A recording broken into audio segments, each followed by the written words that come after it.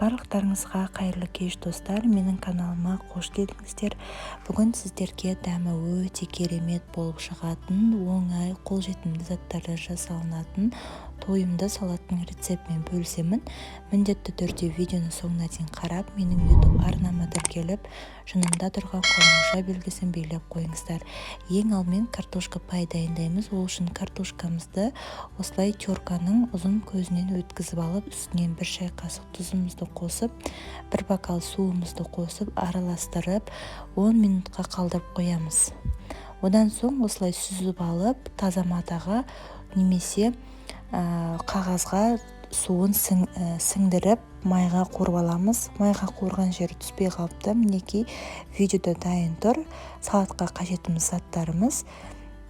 Сонымен қатар етімізді де алдын ала мен турап қойдым. Ұзын жіңішке етіп, дәл осы қиярда турағандай.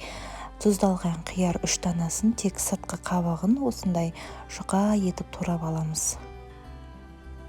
Ет менде сиыр еті, жылқы етін қоссаңыздар да болады. 200 грамм қостым.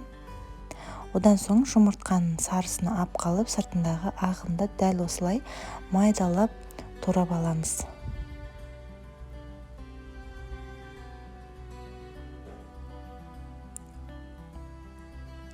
Барлығын турап болғаннан кейін қуырылған картошка пайымызды қосып, барлығын бір ыдысқа салып, тұз қоспай қосаңыздар болады. Өйткені қиярдың, майонездің өзінің тұздары бар. Енді майонезімізді қосып, осылай араластырамыз. Майонезін азырақ немесе көбірек етіп қоссаңыздар да болады. Ол өздеріңіздің қалауларыңызға қарай. Салатымыз дайын. Осындай оп-оңай әрі тойымды салат болып шығады.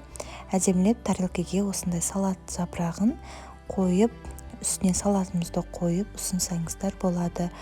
Қонақ келген кезде де тезірек осылай салатты жасап қойсаңыздар да болады. Өте дәмді әрі тойымды салат. Барлықтарыңызға да ұнайды деген ойдамын.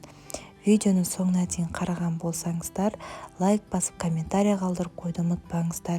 Және де салатымыздың бетін осындай жұмыртқаның сарысын үгітіп, үстіне сеуіп қоямыз, әдемі болып тұру үшін.